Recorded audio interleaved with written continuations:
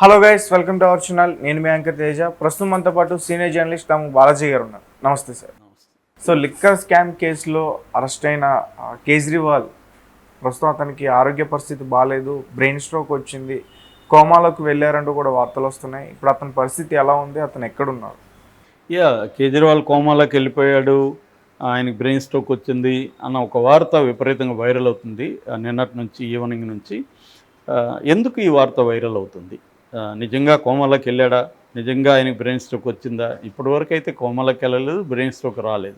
కానీ వెళ్ళే కండిషన్ ఉంది అని ఢిల్లీలో ఆమ్ ఆద్మీ పార్టీకి సంబంధించిన మినిస్టర్ అతిషి, ఆమె స్పోక్స్ పర్సన్, ఆమె నిన్న చాలా సివియర్ ఆరోపణలు చేసింది.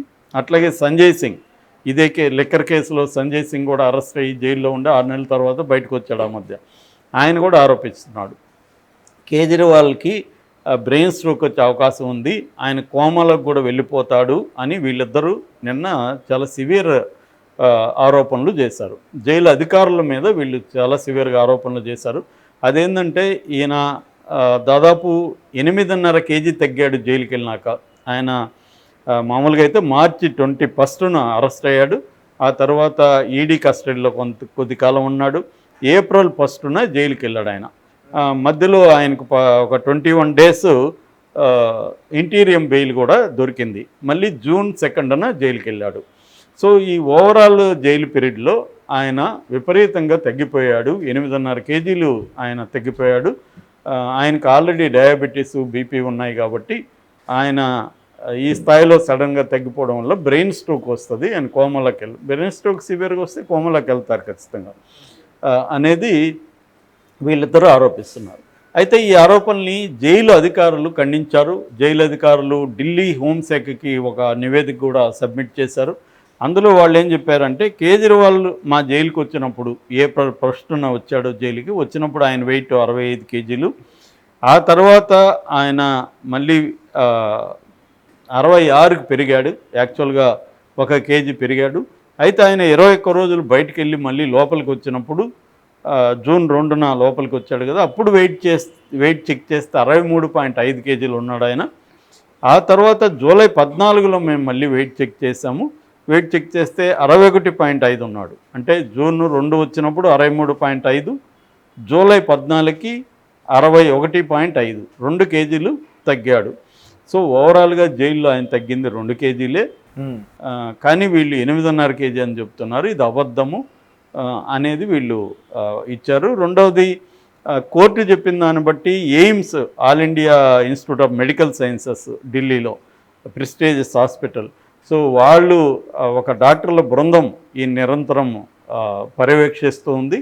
అట్లాగే జైల్లో కూడా రోజు డాక్టర్ల బృందం ఆయనకి వెళ్ళి వైద్యం చేస్తున్నారు. సో మానిటరింగ్ చేస్తున్నారు. ఆయనకి ఇంటి నుంచి ఫుడ్ వస్తుంది, 3 పూట్ల ఇంటి నుంచి ఫుడ్ వస్తుంది. బట్ ఆయన ఫుడ్ని మొత్తం తినకుండా చాలా వరకు రిజెక్ట్ చేస్తున్నాడు.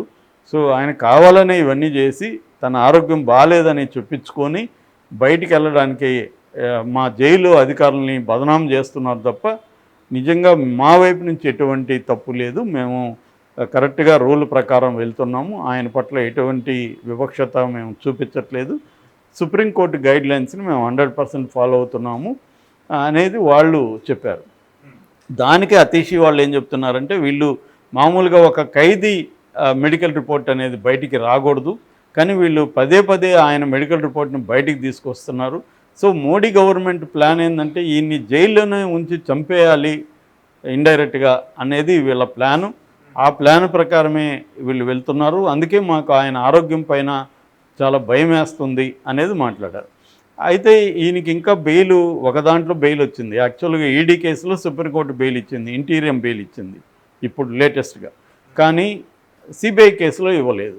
ఆ ప్రొసీజర్ ఇంకా లేట్ అయ్యేటుంది.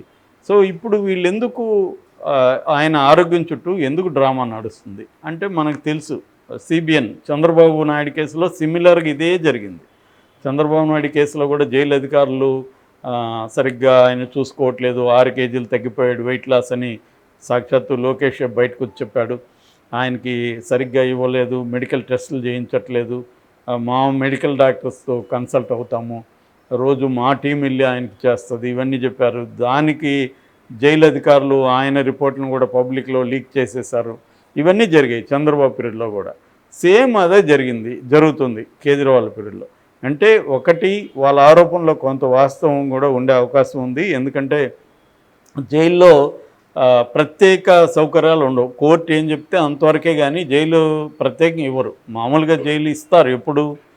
ఇప్పుడు నేను వెళ్ళాను అనుకో జైలుకి, నా దగ్గర డబ్బులు ఉందనుకో, నేను అందరికీ డబ్బులు ఇచ్చేస్తే అక్కడ వార్డర్లకి, అక్కడ ఉన్న సూపరింటెండెంట్, డిప్యూటీ సూపరింటెండెంట్ వీళ్ళందరికీ ఇచ్చాను అనుకో, నాకు మ్యాక్సిమం సౌకర్యాలు వస్తాయి. ఇప్పుడు మా ఫ్రెండ్ ఆ మధ్య సెంట్రల్ జైలు బెంగళూరులో ఉండి 3 నెలలు ఉండొచ్చాడు. అతను చెప్పేది ఏంటంటే 70% ప్రిజనర్స్ డ్రగ్స్ వాడుతున్నారంట జైల్లో. డ్రగ్స్ ఎక్కడి నుంచి వస్తుంది అంటే వీళ్ళే సప్లై చేస్తున్నారు. అదొక పెద్ద వ్యాపారం. ఈవెన్ పావురాళ్ళు ద్వారా కూడా డ్రగ్స్ తెప్పిస్తున్నారంట. కొన్ని పావురాలు పెంచుతున్నారు గార్డులు. ఈ పావురం బయటికి వెళ్తుంది ఒక ప్లేస్కి, అక్కడ డ్రగ్ దానికి కడతారు. డ్రగ్ అంటే చిన్నవే కదా క్వాంటిటీ, కడితే ఆ పావురం మళ్ళీ ఇక్కడికి తీసుకొస్తే దీన్ని వీళ్ళు ఒప్పుకుని డిస్ట్రిబ్యూట్ చేస్తారు. ఇలా రకరకాల పద్ధతిలో డ్రగ్స్ అనేది అక్కడ పెద్ద వ్యాపారం. 5,000 మంది ఖైదీలు ఉన్నారు పరపర అగ్రహారంలో.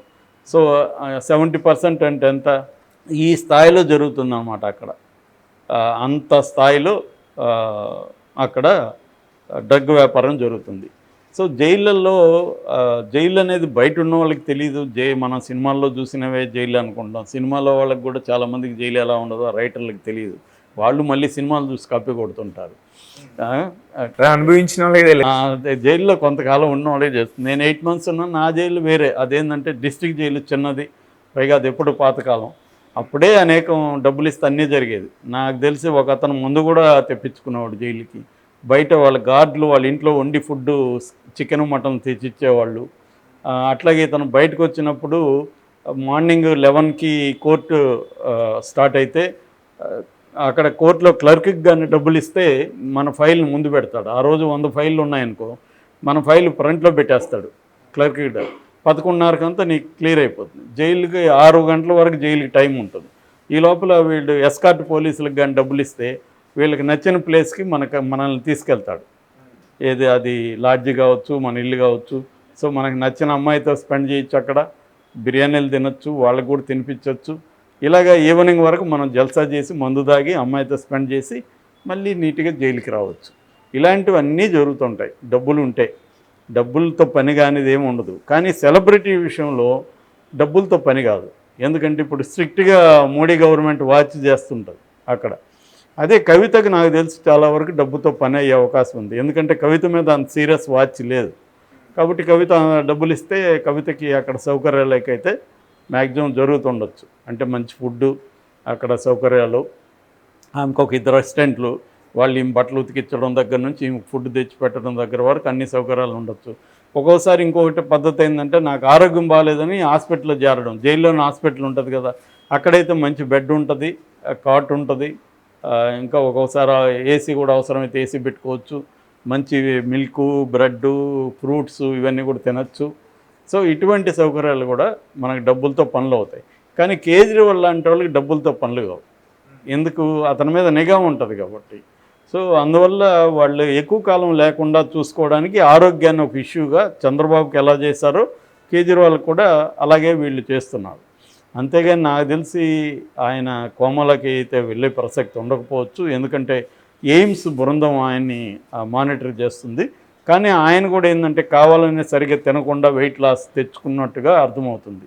ఎందుకంటే ఆయన కూడా చాలా తెలివైనవాడు కేజ్రీవాల్, మోడీని మించినవాడు చాలా విషయాల్లో. ఆయనకి ఎలా డీల్ చేయాలి ఏంటి మొత్తం తెలుసు. కాబట్టి ఆయన కూడా కొంత తినకుండా వెయిట్ లాస్ వచ్చి దీన్నంతా ఒక గోల చేసి దేశవ్యాప్తంగా, ప్రపంచవ్యాప్తంగా ఆల్రెడీ ప్రపంచంలో అనేక సంస్థలు, కొన్ని దేశాలు కూడా ఖండించాయి కేజ్రీవాల్ని అరెస్ట్ని. అదైతే వాస్తవమే. ఎందుకంటే కావాలనే ఎలక్షన్ ముందు కేజ్రీవాల్ని బీజేపీ ప్రభుత్వం లోపలేసింది, దాంట్లో డౌట్ లేదు. అందువల్ల ఎవరి స్ట్రాటజీలు ఇక్కడ వాళ్ళకు ఉన్నాయి. దేన్ని మనం ఇది కరెక్టా కాదంటే చెప్పలేము. ఎందుకంటే కేజ్రీవాల్ని అరెస్ట్ చేయడం అన్యాయం అనేది వాళ్ళ అభిప్రాయం. దానివల్ల కేజ్రీవాల్ త్వరగా బయటికి పోవాలంటే ఒక నెరేటివ్ క్రియేట్ చేయాలి, ఈయనకు ఆరోగ్యం. అలాగే కేజ్రీవాల్కి సింపతి వచ్చే అవకాశం ఉంది. పంజాబ్లో కూడా ఉప ఎన్నిక జరిగింది బైపోల్లో. సో అలాగా కేజ్రీవాల్కి క్రేజ్ పెరిగే అవకాశం ఉంది అన్నమాట. Okay sir, thank you so much.